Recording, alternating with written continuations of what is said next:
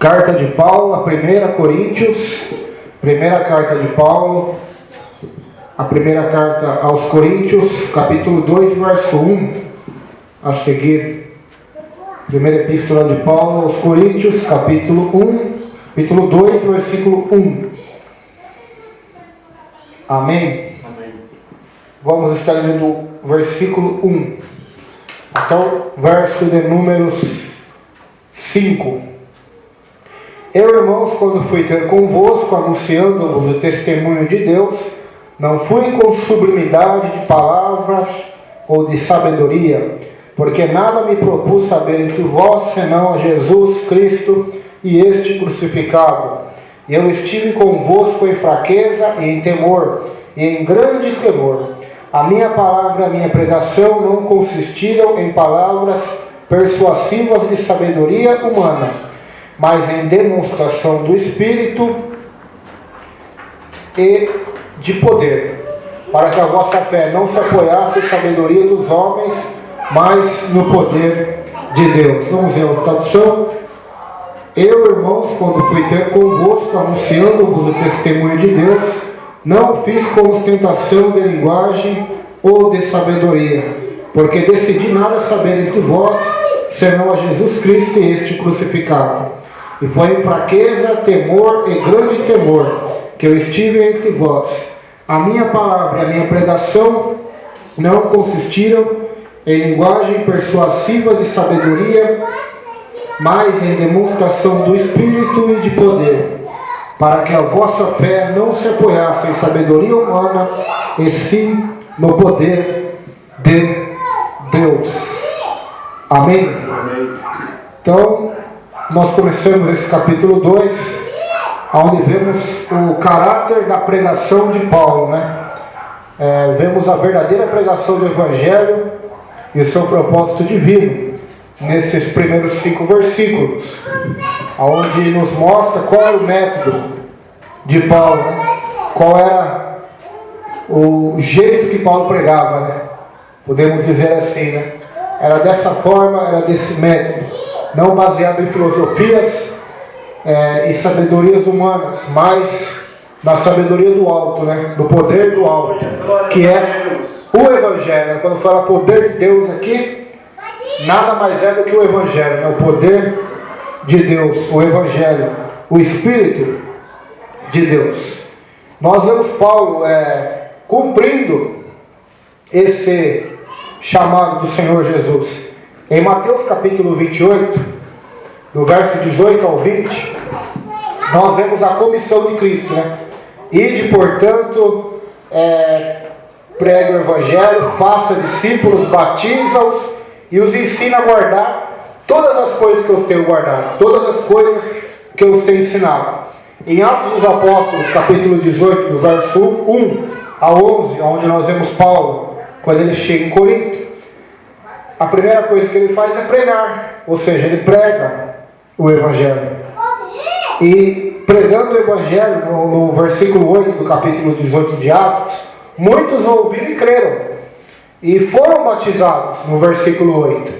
E depois de batizados, o apóstolo Paulo ficou ali 1 ano e 6 meses na cidade de Corinto, pregando e ensinando aquelas pessoas que foram batizadas. Então, nós vemos que não basta somente pregar ou batizar, é necessário discipular, né? Ensinar. Então, foi exatamente isso que Paulo fez em Corinto. Por isso ali se formou uma igreja forte, né? Embora com todas as suas falhas e problemas, né? Como todas as igrejas têm, né? Umas têm mais, outras têm menos. Mas foi desse método, dessa forma, que a igreja se solidificou, né? Paulo foi embora e a igreja continuou a crescer e ser abençoada. O cerne do Evangelho e a morte de Cristo. O que aconteceu em Corinto continua acontecendo nas igrejas hoje. Pessoas misturando filosofia, sabedoria humana com a mensagem revelada de Deus e causando confusão e divisão. Pregadores diferentes têm a própria interpretação da mensagem de Deus. Alguns até inventam o próprio vocabulário. Paulo explica 3 fundamentos da mensagem do Evangelho e insta seus leitores a voltarem aos seus princípios. Então, aqui nós temos 3 fundamentos, né, do verso 1 ao 5 da pregação do Evangelho. Em Coríntios estava vendo isso. Mistura de Evangelho com mistura de sabedoria, né, filosofias humanas, né? É o que exatamente ocorre hoje na nossa geração. Na nossa geração nós vemos essa mistura de Evangelho com coisas seculares, de Evangelho com prosperidade terrena, de Evangelho com psicologia, de coisas do céu com teorias e filosofias da terra, né? O homem não precisa de terapia. O homem precisa do Evangelho do Senhor Jesus. Enquanto muitas igrejas acham que o pecado é tratado com terapia, com psicologia, com autoajuda, o pecado é tratado por Deus com o Evangelho do Senhor. Aleluia. O cerne do Evangelho e a morte de Cristo. Paulo lembra os coríntios de sua abordagem. O eu introdutório pode ser traduzido por conformemente.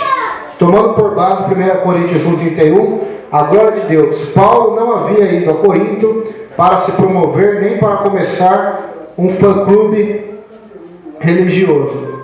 Estava lá para glorificar a Deus. Então nós vemos que Paulo foi até Corinto não para promover um fã-clube religioso, mas sim para glorificar o nome do Salvador.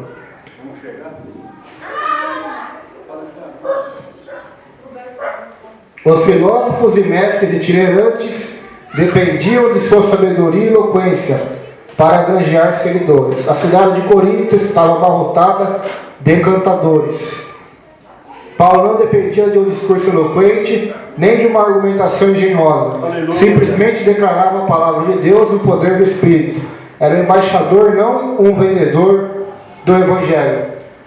Caso usasse de oratória e de filosofia espetaculares, Paulo teria exaltado a si mesmo e escondido justamente o Cristo que estava lá para proclamar. Deus o havia enviado para pregar o Evangelho, não com palavra de sabedoria humana. Para quê? Não com sabedoria de palavra, para que se não anule a cruz de Cristo, né, que está em 1 Coríntios capítulo 1, versículo 17, que nós já vimos na aula passada. Então nós observamos aqui que o método de Paulo não era o método que os oradores, né, os filósofos e cantadores, aqueles que discursavam em público, faziam naquela época. Eles procuravam palavras bonitas, palavras eloquentes, para deixar o povo admirado, né? Paulo não. Paulo pregava a simples e pura palavra de Deus no poder do Espírito Santo. Certa igreja tinha um belo... Vamos ver aqui. Muitos pregadores da palavra engrandecem de tal modo a si mesmos e seus dons, que deixam de revelar a glória de Jesus Cristo. Paulo gloriava-se na cruz de Cristo, Gálatas 6,14, e fazia dela o centro da sua mensagem. Então muitos pregadores, né, não fazem igual o apóstolo Paulo. O apóstolo Paulo, não, quando ele foi pregar, né, falar o testemunho de Deus, né, que é o Evangelho, ele não fez com ostentação de linguagem ou de sabedoria, porque ele decidiu nada saber entre aquele povo, senão a Jesus Cristo e este crucificado. Versículo 3. E foi em fraqueza, temor e grande temor que eu estivera entre vós. Então nós vemos aqui no apóstolo Paulo que ele pregava o Evangelho, não procurava engrandecer-se, né, a si mesmo, de tal modo que deixava de revelar a glória do Senhor Jesus. Pois nós vivemos numa época em que pregadores se engrandecem mais do que engrandecem a Deus, engrandecem as almas que supostamente ganharam, ou as orações que fizeram, as pessoas foram curadas, as cidades ou os países onde foram pregar, e esquecem da simplicidade de Jesus e do Evangelho. Paulo não. Paulo, ele não foi com ostentação de linguagem, não foi com palavras de sabedoria humana, mas somente com as palavras de Jesus e este crucificado. E ele foi em fraqueza, temor e grande temor que ele teve entre aquele povo para pregar. Em seguida, Paulo lembra aos coríntios de sua atitude. Apesar de ser um apóstolo, dirigiu-se a eles como um servo humilde. Não dependia de si mesmo, esvaziou-se para que Cristo fosse tudo. Anos mais tarde, Paulo voltou a falar sobre isso, fazendo um contraste entre si mesmo e os falsos mestres que invadiram Corinto, que está lá em 2 Coríntios, capítulo 10, do verso 1 ao 12. Nós vemos Paulo mostrando a diferença de um servo de Deus, né, de um apóstolo verdadeiro, para um falso apóstolo. Os falsos apóstolos se engrandeciam e os verdadeiros se humilhavam, né, eram humildes. Paulo aprendera que quando era fraco, Deus o fazia forte. Então esse texto é maravilhoso. Vamos demorar para chegar lá em 2 Coríntios, mas nos mostra que essa era a fraqueza de Paulo, né? Aí quando ele estava em fraqueza, em temor e grande temor, então é que ele estava forte, né? Pregando o Evangelho naquela cidade, pregando a palavra de Deus, não com estratégias humanas, não com linguagens terrenas, sabedoria mundana, terrena, humana, mas com o poder do Evangelho. Hoje nós vemos totalmente o contrário acontecer. A igreja hoje quer alcançar jovens, não com a pregação do Evangelho mais, mas com bailes funk. Fazem bailes funk, lá no Rio de Janeiro tem baile funk gospel, fazem shows, fazem cultos, como que é aquela festa lá, junina, né? Tem também Evangelho, para arraiar gospel, e carnaval de Jesus, e muitas coisas aí. Por quê? Porque eles estão falando com uma tentativa vã de converter pessoas a Cristo, né? Não conseguem, por quê? Porque esses métodos são métodos humanos, e essas pessoas não estão apoiadas em Deus, mas estão apoiadas em sabedoria humana. Por isso se torna impossível a salvação.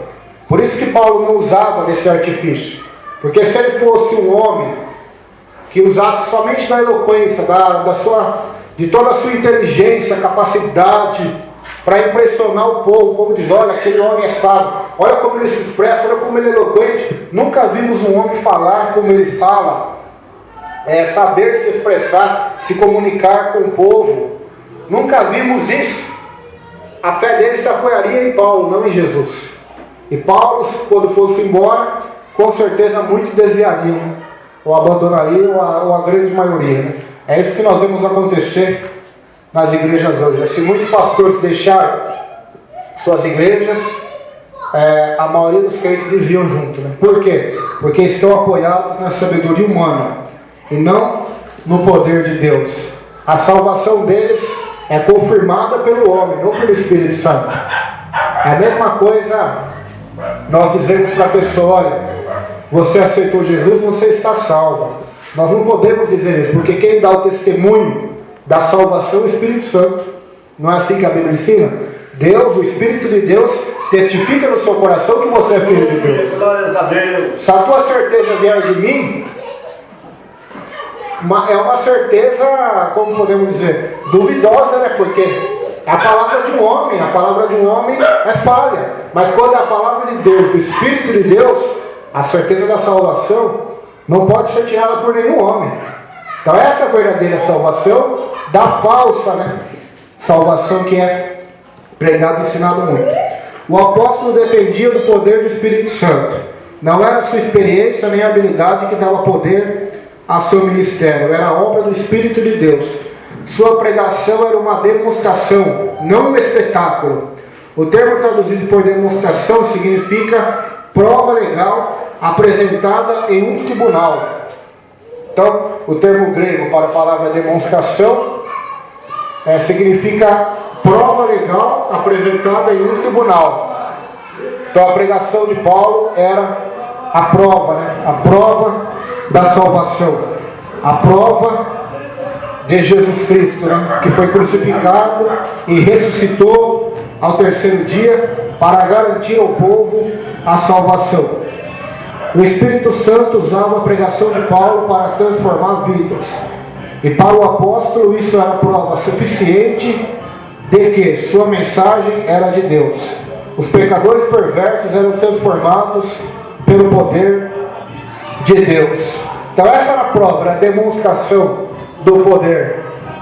Pecadores terríveis, pessoas com atitudes, vícios, costumes terríveis na cidade de Corinto, né? Se prostituindo em orgias e bebedices, em glutonarias, em mentiras e idolatrias, agora se convertendo a Deus. Então essa era a demonstração do poder do Evangelho que Paulo pregava. Era a transformação de vidas, né? Era a transformação de caráter.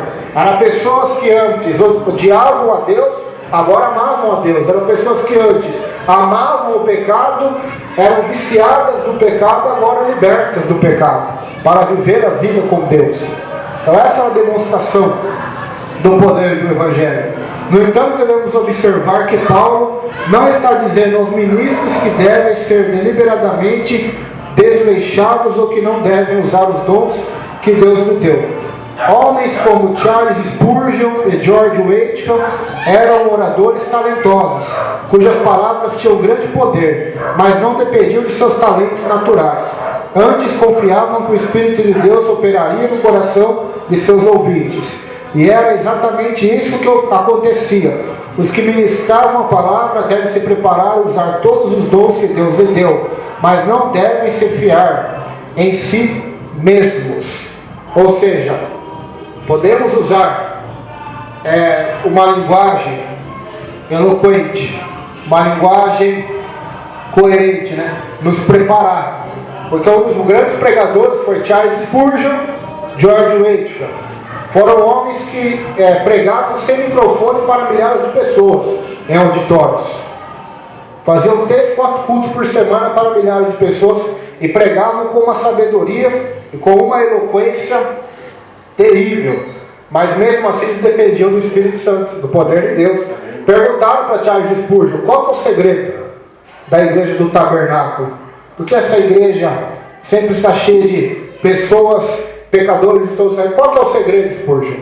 Achavam que ele ia falar, o segredo é minha pregação, né? Falou, sabe qual que é o segredo? Vem aqui no culto de oração. Aí o camarada foi lá no culto de oração que eles tinham. O culto de oração, toda a igreja estava lá de joelho orando. Todos os membros, mais de 5 mil membros orando junto. Imagina só. Então, aí Charles Spurgeon respondeu, esse é o segredo da igreja. Não é eu, é o poder do Espírito Santo. É o poder de uma igreja que está orando e o Espírito está convertendo e convencendo os pecadores. Então, essa é a dependência de Spurgeon, de Paulo, de Pedro e de todos os demais que serviram a Deus. Por fim, Paulo os lembra de seu alvo. Vemos no versículo 5. Para que a vossa fé, versículo 5, 2 Coríntios 2,5. Para que a vossa fé não se apoiasse em sabedoria humana, e sim no poder de Deus. Então esse era o alvo de Paulo. Ele passava por várias cidades, por vários locais. Ele não podia chamar atenção para a pessoa dele. Ele não podia fazer os crentes dependerem dele. Porque se ele assim fizesse, ele ia embora para outras cidades, os crentes desviariam, né? Então ele tinha que pregar, depender totalmente do Espírito Santo e fazer com que os crentes dependessem do poder de Deus, do Espírito de Deus. Então quando eu vejo hoje, pastor, eu observo muitas igrejas, até inclusive muitas que eu passei, a maioria dos crentes estão dependendo dos líderes. Não é ensinado para eles mais a depender de Deus. Nem questionar mais o crente pode hoje. Hoje tudo que o pastor pregar, que o irmão ensinar no púlpito, o crente é obrigado a engolir. E se algum falar alguma coisa e vier no vídeo do pastor, ele vai subir no púlpito e vai falar assim, alguém tocar no ungido de Deus morre. Mas ele não ensina os membros dele a questionar, ele não ensina os membros deles a interpretar a Bíblia, não ensina os crentes a estudar a Bíblia, não ensina. Por quê? Porque não é lucro para eles, né? Quanto mais o povo for ignorante, mais eles são manipuláveis, mais eles são controlados. Quanto mais o povo for analfabeto bíblico, mais fácil para eles é distorcer a mensagem, é pregar heresias. Por quê? Porque mais fácil é do povo ser enganado. Então por isso que muitos não querem depender do poder do Espírito, do poder de Deus. Dependem mais do homem do que de Deus, né? Mas graças a Deus que na minha vida, assim também foi na vida do pastor, conhecemos a história um do outro e podemos observar que Deus, com a sua graça, nos fez apoiar nossa fé nele e não em homem, né? Glórias a Deus. Porque se minha fé fosse apoiada em pastor, em placa de igreja, eu estaria desviado hoje. O pastor também estaria, acho, faz tempo já, né? Mas Deus, pela sua graça, mesmo que nós não tínhamos muito conhecimento e sabedoria, foi nos guiando, né? E hoje nós estamos vendo que esse é o caminho correto, né? Porque esse era o alvo de Paulo também, olha aqui, ó. Versículo 5: para que a vossa fé não se apoiasse em sabedoria humana, e sim no poder de Deus. Então que a sua fé não se apoie na sabedoria do Roberto, na sabedoria do Josué, na sabedoria do Macedo, na sabedoria do Malafaia, na sabedoria da Assembleia, na sabedoria da Universal, mas que a sua fé se apoie no poder do Evangelho, no poder de Deus. Infelizmente a grande maioria hoje tem sua fé apoiada em casas de areia, né? Que a qualquer momento pode desabar e ser grande a queda. O desejo do apóstolo Paulo era que confiasse em Deus, não no mensageiro que Deus enviava. Até porque tinha isso em Corinto também, né? Uns confiavam mais em Paulo, outros em Apolo, outros em Pedro. Então, eram pessoas que estavam com sua fé apoiada em homens, né? E não em Deus. Por isso que este é o alvo de Paulo, que o povo apoie sua fé em Deus, não em homens. Que tanto ouçam Paulo, como ouçam Apolo, ouçam Pedro, porque os três pregam o mesmo Evangelho. Amém. Que ouçam e ouçam guiados por Deus, né, pelo Espírito Santo, e ouçam como os crentes bereanos, né? É claro que eles não falharam, né? Deus os guiou nas suas pregações. Mas hoje, nós temos que ouvir, seja o pregador que for, seja eu, seja o pastor, seja qual pregador dessa terra, temos que ouvir as pregações, os estudos bíblicos, como um crente bereano. Tudo que o pastor pregar, que o irmão pregar, ele tem que ver se realmente está escrito na Bíblia, né? Se é bíblico, se tem harmonia com a palavra de Deus, ou se não é uma distorção, né? Porque tem isso também, tem aqueles que querem melhorar a Bíblia, né? Já viu aquele ditado, pastor? Se melhorar, estraga. Isso aí serve para a Bíblia também. Se você querer melhorar a Bíblia, você estraga. Não quer nem piorar ela, nem melhorar. Deixa ela como ela está, né? Amém. Porque é perfeita. Não precisa Deus não precisa ser melhorado, né? Também sua palavra não precisa. Então isso é muito interessante. Eu vi isso aí no Facebook, essa frase. Foi interessante. Pelo fato de Paulo haver proclamado a palavra de Deus, no poder de Deus, seus convertidos depositavam sua fé em uma demonstração. Experimentavam o poder de Deus na própria vida.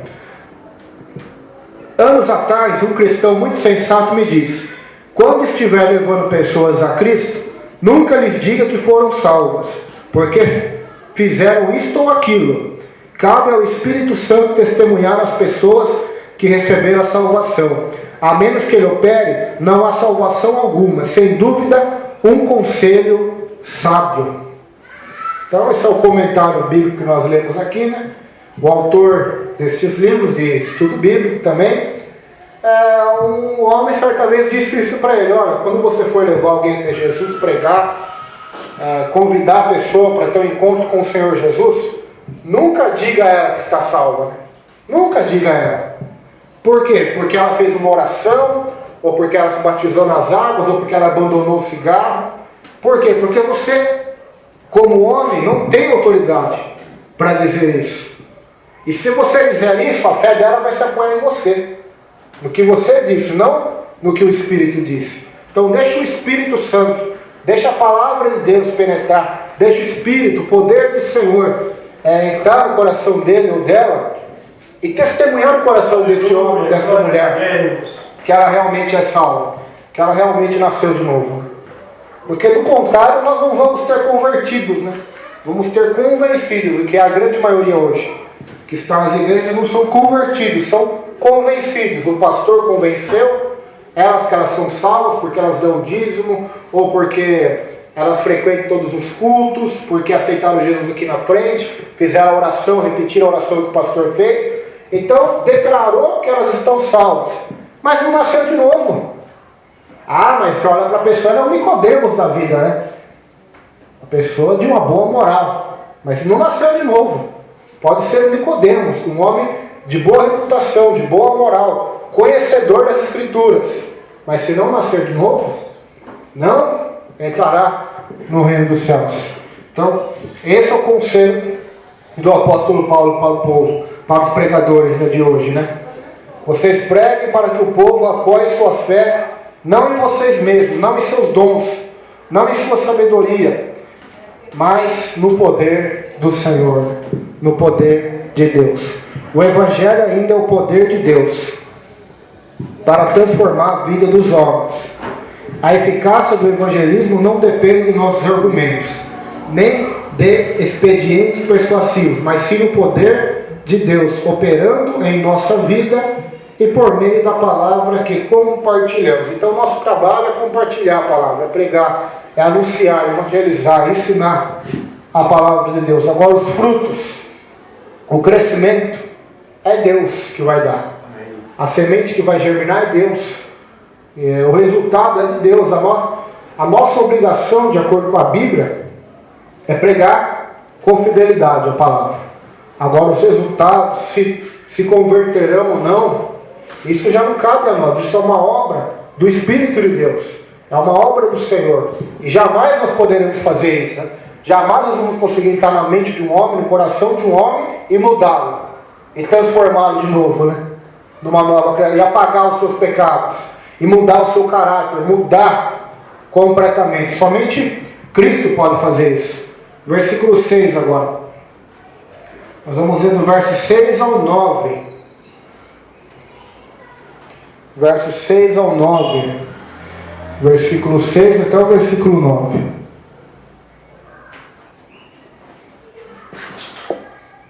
Diz assim: a verdadeira sabedoria, o ensino do Espírito Santo.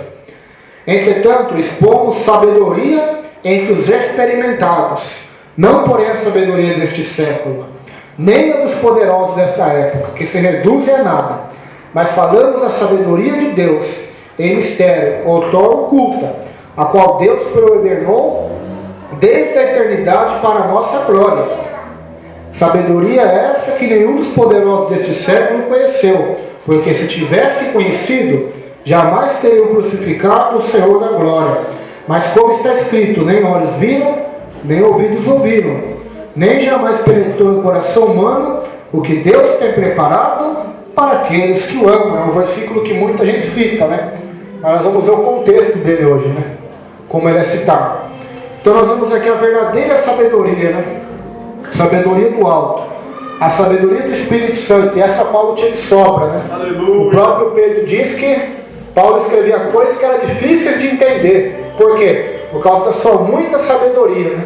Então, aqueles que não queriam a sabedoria do alto distorciam, né? Ou entendiam errado o que ele pregava, né? Ou o que ele escrevia nas cartas. Mas também Pedro vai dizer, mas não somente eles distorcem o que Paulo escreve, como distorce toda a Bíblia, né, para a sua própria perdição. Então nós já vemos esses versículos várias vezes. Então, nós temos a função como Paulo de pregar a palavra. Agora, se o irmão ou a irmã, alguém na internet vai ouvir e distorcer, já é problema deles, né? Nosso objetivo é pregar a palavra de Deus. A salvação foi comprada pelo Filho. Os que falam sobre o Evangelho simples estão, ao mesmo tempo, certos e errados. Sem dúvida, a mensagem do Evangelho é simples, o suficiente para que até o incrédulo e letrado a compreenda. Venha crer e seja salvo. No entanto, essa mensagem também é tão profunda a ponto de nem o teólogo mais brilhante ser capaz de sondar o seu âmago. O Evangelho possui uma sabedoria de Deus que desafia o intelecto mais astuto. Todavia, tal sabedoria não é para as massas, nem para cristãos imaturos. É reservada a cristãos maduros que estão crescendo em seu entendimento da palavra de Deus.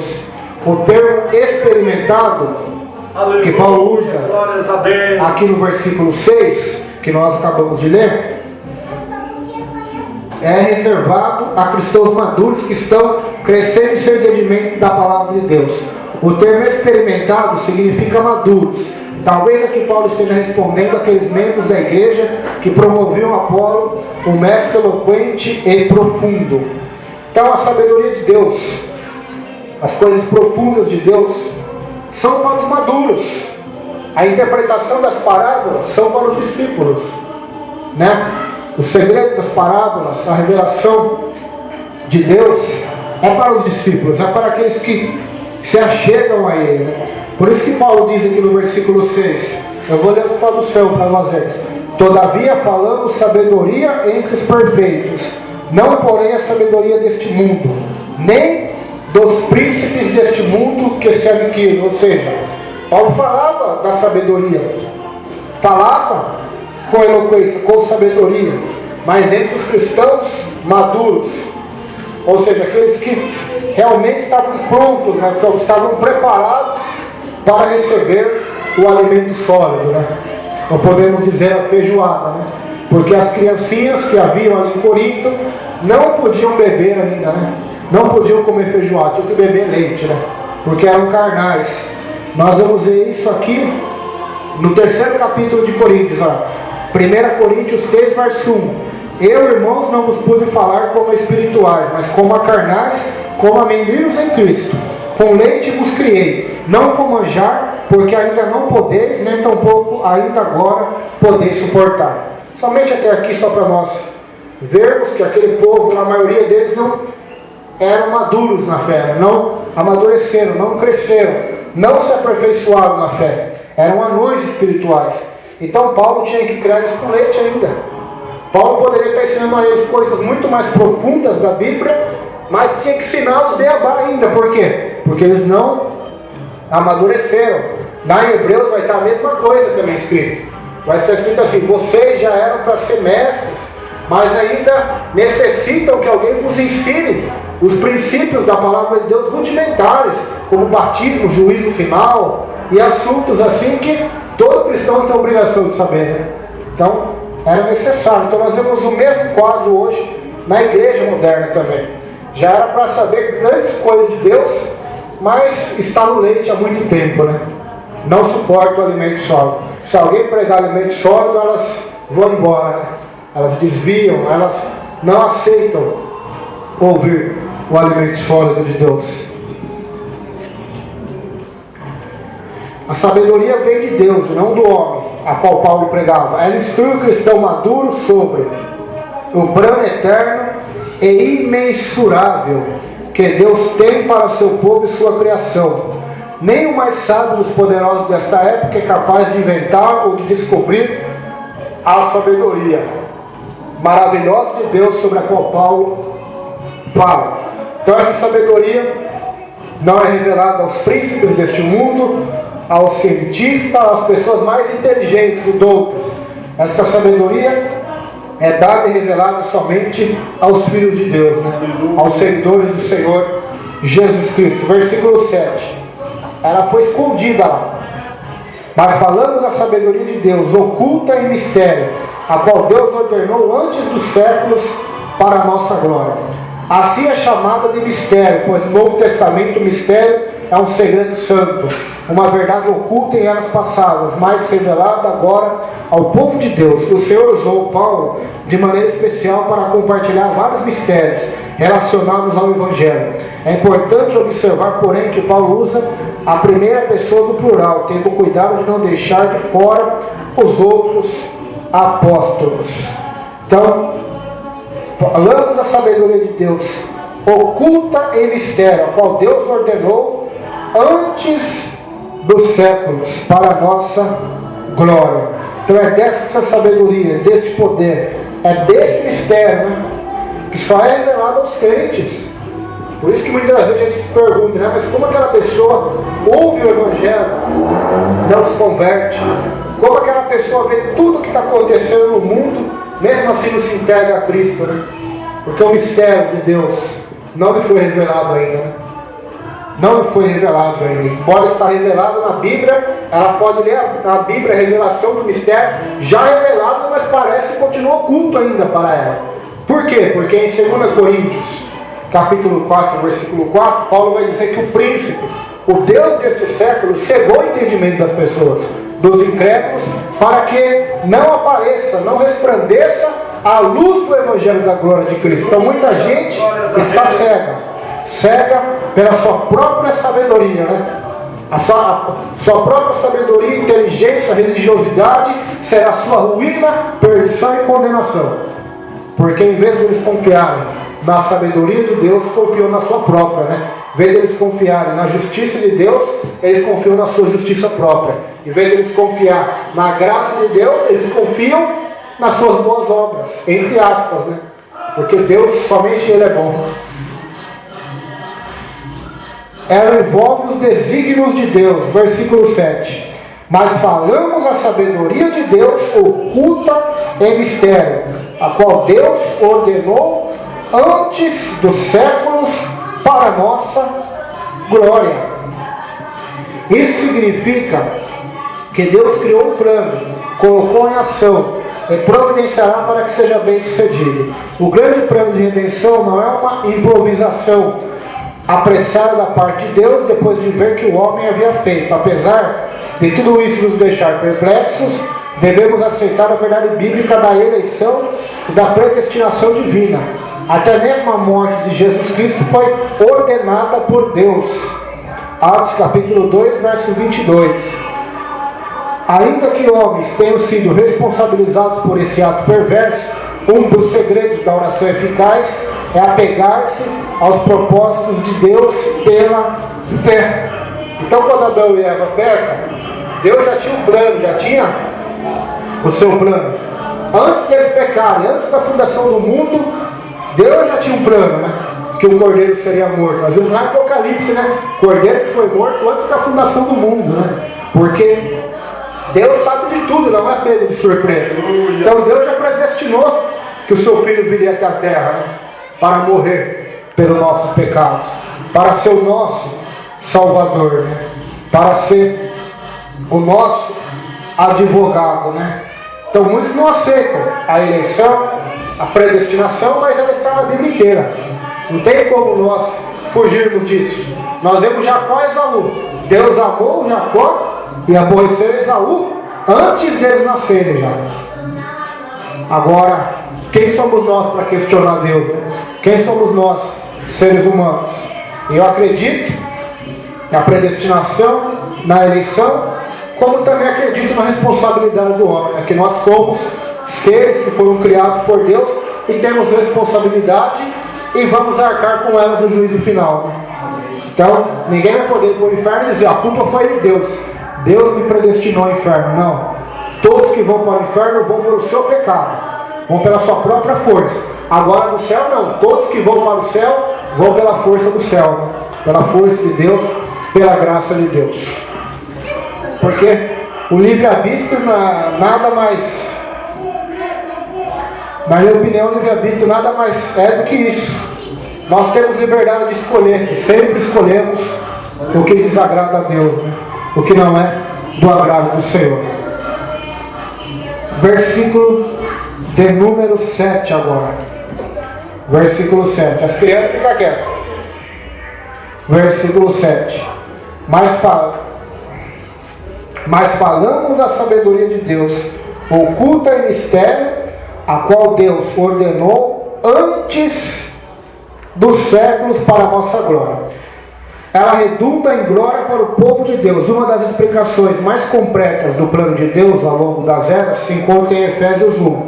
Em 3 ocasiões nessa passagem, Paulo mostra que tudo feito é feito para a glória de Deus. É absolutamente maravilhoso pensar que um dia participaremos da própria glória de Deus. Então tudo é feito para a glória de Deus.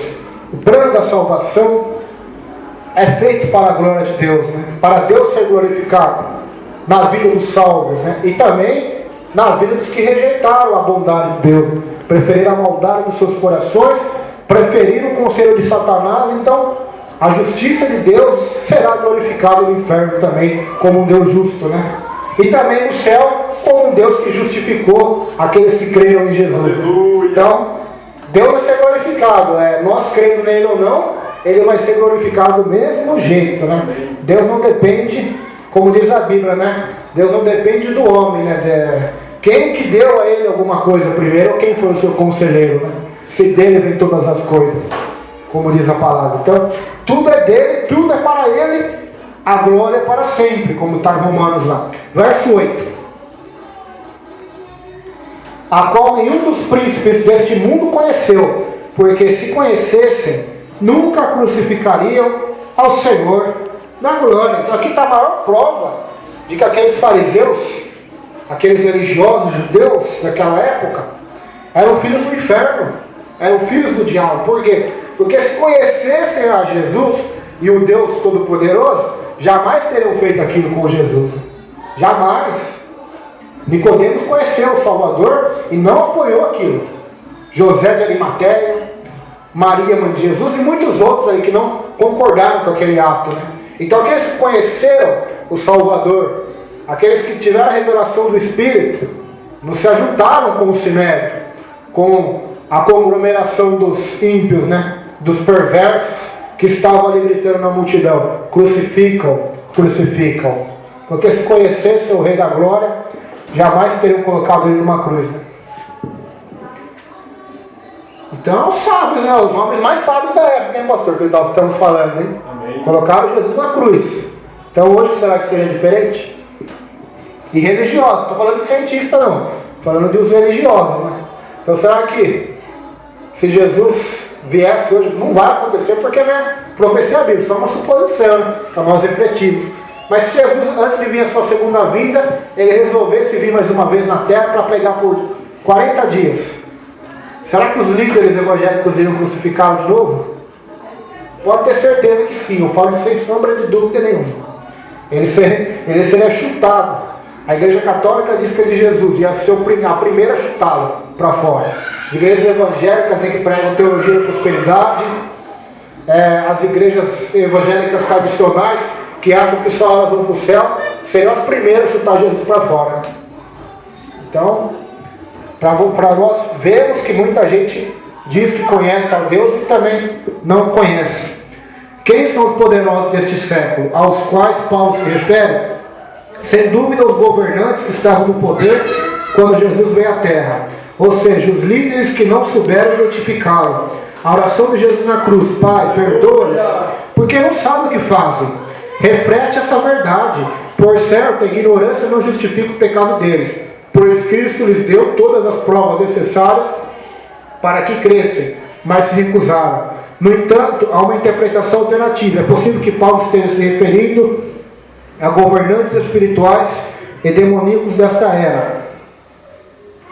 Essa ideia se encaixa melhor em 1 Coríntios 2,6, pois sem dúvida Pilatos, Herodes e outros governantes eram conhecidos por ter alguma sabedoria especial. A sabedoria desta era vem dos governantes desta era, das quais Satanás é o príncipe. É evidente que os líderes espirituais têm de operar na vida dos governantes humanos e por meio deles.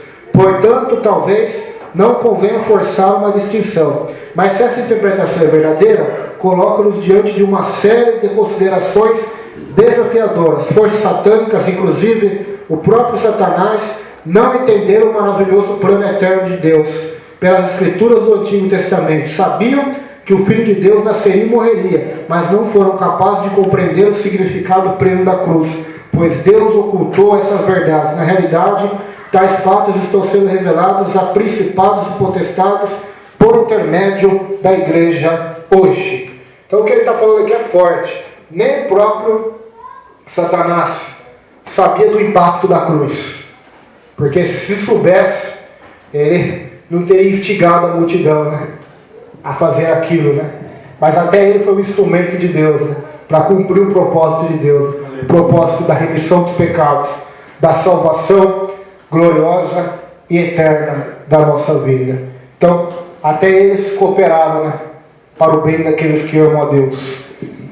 Satanás pensou que o Calvário tivesse sido a grande derrota de Deus, mas na verdade foi a maior vitória de Deus e derrota de Satanás. Satanás tentou matar Jesus desde o nascimento do Messias neste mundo, pois não sabia ao certo quais seriam os resultados mais abrangentes da morte e ressurreição de Cristo. Se os governantes demoníacos tivessem compreendido, não teriam clamado a morte de Cristo. É claro que tudo isso fazia parte do plano eterno de Deus, pois era ele que estava no controle e não Satanás.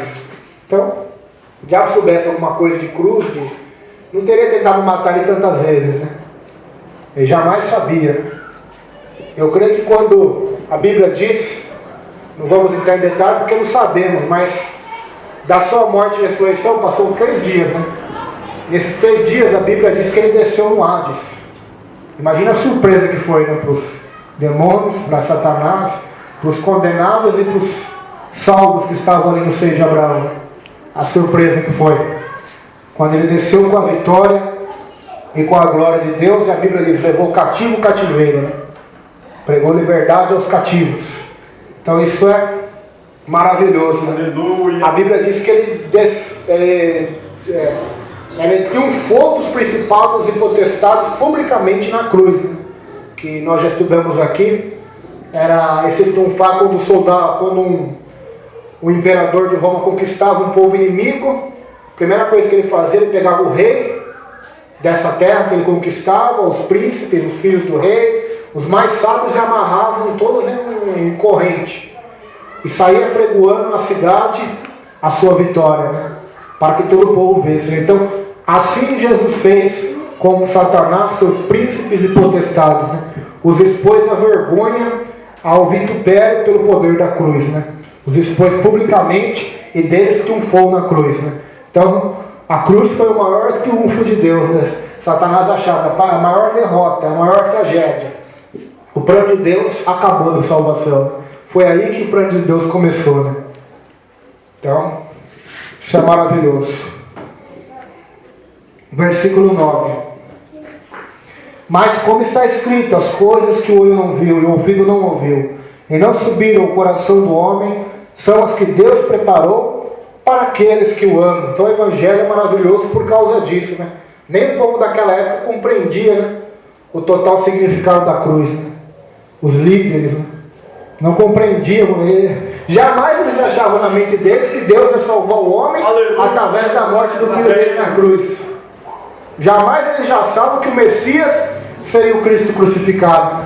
Para eles seria um político, um poliglota, um homem sábio, um homem forte, de formosura, de poder, de guerra, que derrotasse os imperadores de Roma, deixasse os egípcios como escravos, os egípcios, né? Conquistasse o mundo inteiro com a força da guerra. Jamais, né? Não só eles, como também o próprio diabo, né? Satanás, né? Também não sabia. Mas, graças a Deus, né? Deus ocultou esse mistério, diz a Bíblia, né? E revelou a nós nos últimos tempos, né? O mistério da salvação. Por fim, esta sabedoria aplica-se à vida do cristão hoje. Este versículo é usado com frequência em funerais e aplicado ao céu, mas sua aplicação principal diz respeito à vida do cristão hoje. O versículo seguinte deixa claro que Deus está nos revelando tais coisas aqui e agora. Aqui e agora. O contexto desse versículo é esse. É o Evangelho, não é o céu. Às vezes a gente usa para falar do céu, né? Que no céu tem coisas que os olhos não viram, que o ouvido não ouviu, que também não deixa de ser verdade, que é uma verdade. Mas o contexto aqui não está falando do céu, está falando do Evangelho, né? Aquilo que os homens nem esperavam, que jamais ouviram, né? Jamais pensaram. É exatamente isso que Deus preparou, né? A cruz, a salvação, o Evangelho, o poder de Deus que nos dá a vida eterna.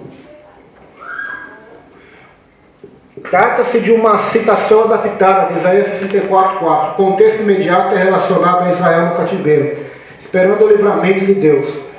a ação havia pecado e como disciplina foram mandados para a Babilônia. O povo clamou a Deus pedindo que descesse para livrá-los.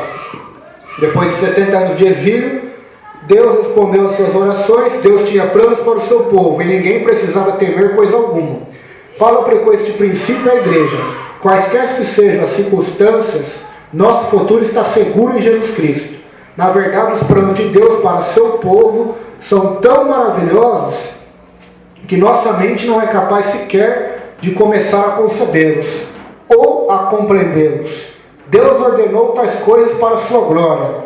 É glória desde a terra até o céu. Para os que amam a Deus, todo dia é um bom dia. Pode não parecer bom ou podemos não sentir que é bom, mas quando Deus realiza seu plano, podemos ter certeza de que é o melhor. Quando deixarmos de crer no Senhor ou lhe obedecer, quando o nosso amor por Ele esfria, que a vida se torna sombria. Se caminhamos com Deus em sabedoria, desfrutamos suas bênçãos. Consideramos nesta passagem duas verdades fundamentais acerca do Evangelho. O cerne da mensagem é a morte de Cristo. Ela faz parte do grande plano eterno do Pai. Os cristãos em Corinto haviam esquecido o preço pago por sua salvação. Haviam deixado de olhar para a cruz. Também estavam se ocupando de questões secundárias, coisas de criança, pois haviam deixado de se maravilhar com a magnitude do plano de Deus para eles. Era necessário que voltassem ao ministério do Espírito Santo, tema na qual Paulo trata a seguir. Então, é esse tema que Paulo vai tratar a seguir, que é do versículo de número 10 até o 14, nós vamos ver, até o 16, nós vamos ver no próximo culto de ensinamento, né? Então, até aqui, nós vimos que as coisas que os olhos não viram, que não chegou ao coração do homem, é o que Deus preparou para aqueles que o amam, né? E em vez dos coríntios se preocuparem com esse assunto glorioso, né? Se aprofundarem nesse assunto glorioso, que é o mistério do Evangelho, né? Que é a morte de Cristo, que é a salvação, eles se preocupavam com coisas secundárias, né? Com coisas terrenas. Por isso que Paulo chama eles de carnais, né? De crianças em Cristo, conforme a gente vai chegar logo no terceiro capítulo, onde ele vai dizer que teve que criá-los com leite, porque eles não podiam suportar alimento sólido ainda. Então, palavra de Deus, mistério do Evangelho é esse para nós, né? Aquilo que os olhos não viram, que não chegou no coração do homem, né? Que Caifás nem imaginava, Anás, Herodes, Pilatos, nem tampouco os apóstolos imaginavam também, né? Foi o que Deus revelou para eles, né? Acho que só foi cair a ficha deles do Evangelho depois da ressurreição de Cristo, né? Até para eles estava oculto até então, né? Eles achavam que Cristo estava morto. Quando Cristo aparece no meio deles vivo, eles até se espantam, né? Deus diz: Pai, seja convosco. Então, esse é o mistério do Santo Evangelho, né? Enquanto o mundo achava que estava vencendo, os discípulos de Emaús achavam que sua esperança tinha morrido, né? O diabo achava que tinha vencido. Deus pegou todos de surpresa, né? Com o seu mistério revelado, que é Cristo, né? Então esse é o assunto central de toda a Bíblia, né? Então, se tem assunto para nós aprofundarmos, estudarmos e nunca chegarmos até o fundo, é esse, né? É o Evangelho. Por isso que a mensagem do Evangelho ela é simples, mas ao mesmo tempo ela é difícil também. Por quê? Ela é simples porque a mensagem até uma pessoa que nunca leu na vida, nunca estudou, pode entender. Mas ela é tão difícil, tão profunda, que levará uma vida inteira e ainda não será suficiente para nós conhecermos todas as graças, misericórdias, maravilhas do amor de Deus que foram manifestas no Evangelho, né? Em Jesus, quando desceu até a terra, pregou, fez milagres, morreu e ressuscitou, né? E depois subiu para o céu também, né? Que já é um outro assunto. Então isso é maravilhoso. Amém? Próximo culto de ensinamento, vamos continuar a partir do versículo de número 10, né? O Evangelho é revelado pelo Espírito Santo mediante a palavra, né? Que Paulo vai dizer no verso 10. Mas Deus nos revelou pelo seu Espírito, porque o Espírito penetra todas as coisas, ainda as profundezas de Deus. Então, essa revelação que Paulo está falando aqui é sobre o Evangelho, né? Por isso que eu digo que o versículo 9 embora muitas das vezes nós citamos eles para falar do céu, ele não está falando dos céus. Pelo contexto, ele está falando do Evangelho, da salvação. Amém? Vamos colocar em pé e orar, agradecer ao Senhor.